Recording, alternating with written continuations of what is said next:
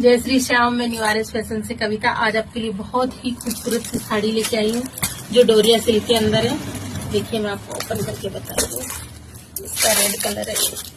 Personally मुझे इतनी पसंद आ रही है साड़ी, बहुत सुंदर साड़ी है। इसका डिजाइन देखिए, पूरी कश्मीरी डिजाइन के अंदर बहुत ही प्यारा लुक है इसका। ये देखिए साड़ी, ये इसका पल्लू है और फैब्रिक इतना सॉफ्ट है, बहुत ही प्यारा फैब्रिक है इसका। ये देखिए,